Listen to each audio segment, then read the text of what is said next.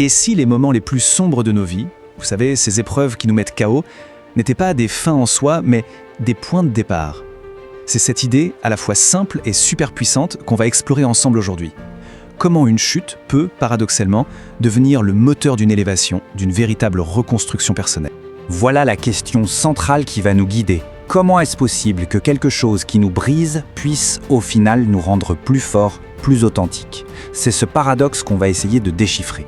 En fait, l'idée de base, c'est de changer complètement notre regard sur l'épreuve. Oublions l'idée de fatalité, de punition. Ici, le drame est vu comme une invitation. Bon, une invitation un peu forcée, c'est vrai, mais quand même, une invitation à tout remettre à plat, à repenser, à évoluer. Alors, première étape, essayons de comprendre comment une crise peut agir comme un vrai catalyseur.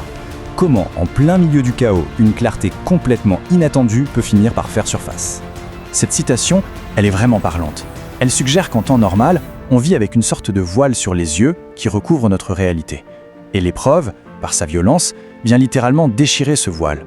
Elle nous force à voir des vérités sur nous, sur notre vie, qui étaient là sous nos yeux, mais qu'on ne voyait pas. Et attention, on ne parle pas d'une simple prise de conscience. Non, c'est un véritable séisme intérieur, un changement complet de paradigme. Toute notre façon de voir l'existence est remise en question, ce qui nous pousse à chercher une voie plus juste, plus en phase avec qui on est vraiment.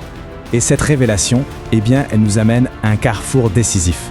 Face au drame, un choix fondamental se présente, un choix qui va déterminer toute la suite du parcours. Alors, voilà les deux chemins. D'un côté, il y a subir. C'est la voie de la stagnation. On reste bloqué dans un rôle de victime du sort et au final, on revient à la case départ, sans avoir avancé. Et de l'autre côté, il y a évoluer. Ça, c'est la voie de la transformation où l'on choisit activement de se servir des ruines pour bâtir du neuf. Ce qui est dingue ici, c'est cette idée de revaloriser la destruction. Les débris, ce qui est cassé, ce ne sont plus des déchets. Ça devient la matière première pour construire un nouveau chemin de vie. Le point crucial est donc là. Apprendre à transformer le négatif en une véritable ressource. Pour bien illustrer ce processus de transformation, il y a une métaphore centrale qui est vraiment très puissante, c'est celle de la montagne à gravir. L'épreuve, c'est donc cette montagne immense qui se dresse devant nous. L'escalader, c'est tout l'effort de la résilience. Et le but, ce n'est pas juste de franchir l'obstacle. Non, c'est d'atteindre le sommet pour pouvoir enfin accéder à une perspective complètement nouvelle sur sa propre vie. Alors, si on décompose un peu cette métaphore, ça donne quoi? L'épreuve, c'est la montagne, l'obstacle qui nous bouche la vue. L'effort, c'est l'ascension, un processus actif, volontaire.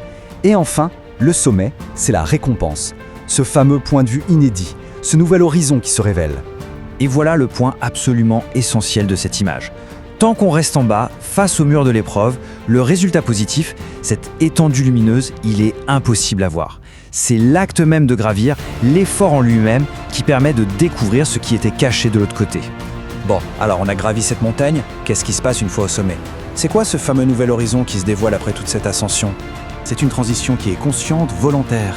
Il ne s'agit pas du tout de revenir à la vie d'avant. Au contraire, il s'agit d'accepter que cette vie-là, elle est terminée. L'épreuve offre en fait l'occasion de fermer un chapitre pour en commencer un tout nouveau, radicalement différent. Et ce nouveau chapitre, il se caractérise par plusieurs choses. D'abord, on abandonne un mode de vie qui était devenu obsolète, qui ne fonctionnait plus. Ensuite, on choisit de tracer un futur différent. On adopte une direction plus authentique, qui correspond mieux à la personne qu'on est devenue. En fait, c'est un véritable réalignement avec soi-même. Cette transformation, elle va jusqu'à son point culminant, une véritable métamorphose identitaire. Et pour ça, il y a une autre image extrêmement forte, celle du phénix. La comparaison est super parlante. Avant l'épreuve, l'individu est un peu comme ce fameux colosse au pied d'argile. En apparence, tout semble solide, mais à l'intérieur, c'est fragile. Après la reconstruction, il devient ce phénix, ce symbole de renaissance à partir de ses propres cendres, avec une force qui, cette fois, est nouvelle et authentique. Le phénix, c'est donc bien plus que la survie. C'est le but ultime de ce parcours, la renaissance. La fragilité d'avant n'est pas juste réparée, rafistolée, non. Elle est carrément remplacée par une solidité qui est née de l'épreuve elle-même. La force vient de la reconstruction. Donc en résumé, le message principal, il est là. La destruction n'est pas la fin de l'histoire. Elle est le début d'un processus de construction. L'épreuve brise l'ancien, c'est un fait, mais elle fournit les matériaux nécessaires pour bâtir un soi plus authentique, plus aligné. Cette phrase, elle résume tout à la perfection. La résilience, ce n'est pas une endurance passive où l'on serre les dents en attendant que ça passe. C'est un acte, un choix conscient. celui d'entreprendre l'escalade, avec la conviction que la vue depuis le sommet en vaut vraiment, vraiment la peine. Et tout ça, ça nous laisse avec une question finale, une sorte d'invitation à la réflexion. Face aux obstacles de la vie, face à ces murs qui se dressent parfois devant nous, on peut se demander quel paysage attend de l'autre côté, pour celui ou celle qui choisit de commencer l'ascension.